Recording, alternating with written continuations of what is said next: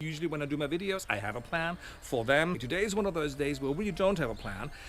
I have to start preparing some stuff because we're building a new terrace, so we have to take some ornamental grasses out. Those ones there, they're zebra grasses, the ones which, by the way, right now is the right time to do it. So late winter, early spring is the best time to split grasses. And yeah, and then I'm gonna have a look at my banana and I have a look at the stuff, how it survived winter. And yeah, so let's come and fuck around in my garden for a day. So let's have a look at what Musa Basio looks like. It's been covered up for 6 months, exactly the same as my giant rhubarb. Anyway, let's have a look what the suckers look like. And you know what? I kind of know what they're gonna look like. They're gonna look like shit. But you know what? They'll come back. So this is all I did. One of those big metal buckets or whatever it is, bricks over it. And then,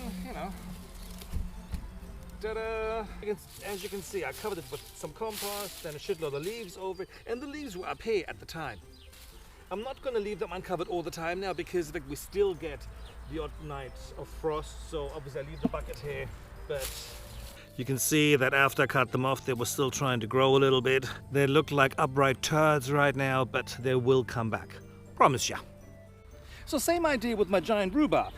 I just put a decorative piece of wood on top so the wind wouldn't blow away that ugly thing. Anyway, is usually what you do. At the end of the season, you basically just cut off the leaves and then you cover the plant itself with its own leaves. So you stack them up high, kind of like a pyramid, and that'll take care of the plant, no problem at all. Again, because I didn't have enough leaves, I had to use these leaves. But anyway, as I said before, we're still going to get the odd night of frost. So what I'm doing now is, while we have some warmth of the sun, I'm keeping it uncovered. But I will leave the bucket here, and should there be any, frost, I'll just put the bucket over it. So now I'm back at the diamond. This is where all the cannas are going to go in, and actually I found some other flowers growing in the back of the shrubs, bushes thing, whatever over there, and I'm going to move them in there as well. Here at the back, I'm going to put the grasses, because I think that's nice. So you would have the zebra grass growing up, then you have all the flowers at the front, and then we're going to sit on the terrace going, oh, doesn't it look fucking lovely? So as you can see, I don't cut them down, before springtime, because if you cut them down, the moisture basically could get into the root ball and the root ball could rot. This way, obviously, what moisture still gets into the root ball, but not as much. So I don't cut them down, ever. Got them all on my miscanthus and everything. As soon as they all still have them on, I'm going to cut them off within the next couple of days because clearly, if it rains right now, big deal, they need the water.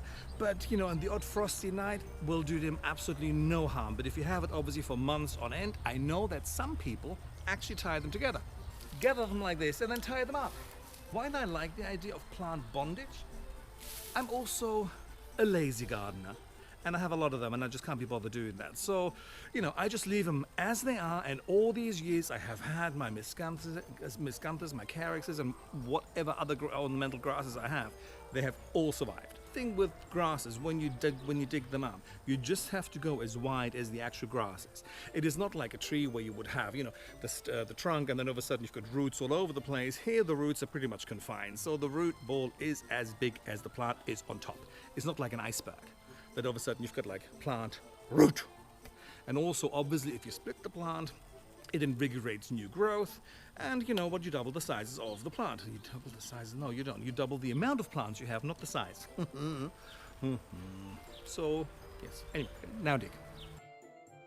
So better put on some gloves, and also I left these, obviously I said I'm going to have to cut them off, but not until I split the grass, because of the fact it's so much easier to yank it out of the ground if you leave them in. Some nice leather gloves. Leather. Anyway, let's pull them out. And another thing I wanted to say, wow, I'm really talkative today, is that this one and the one behind it, or next to it, came from one plant. It was a plant Jane picked up, I think 3 years ago, in a supermarket. Tiny little shitty plant where you frequently buy the plants where you pay €2 for, nobody else wants anymore. And you know what? And it grew and grew. I split it once, and now we have these two big ones. So what I wanted to say about this one, if we're talking about if you have time, You know what? Even shitty little things can make great plants. Again, you just have to bring time. And if you're stinking rich, as I am not, I would buy big ass fucking plants too. So when it comes to splitting, you basically, I'm always believing in my trusty, rusty, very rusty and dirty saw. I tend to use this. What you can also do is, take 2 forks. I don't have to. I have one. I had 2. I don't even know where the other one is. Anyway, you can also use a spade and a fork. Put them like this and then force the plant apart like that. Easy peasy. So I got the other one out too. And as you can see, I might be a fucking dighead sometimes, but I'm not a savage.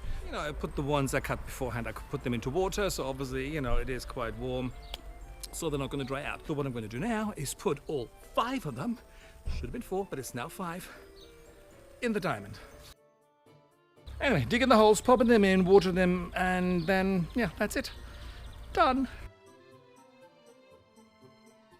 Imagine this. Green, no spade, no watering can. Thanks for bringing them, Jane. And then lots of cannas and callas and all sorts of other blooming little bastards. It's going to look amazing. Really happy. So, water them in, chop them off, and then we're done. Put some more water in later on, and just make sure that they're hydrated if it isn't raining. And that's it. We're done. Thanks for fucking around in my garden with me. And talk to you guys later.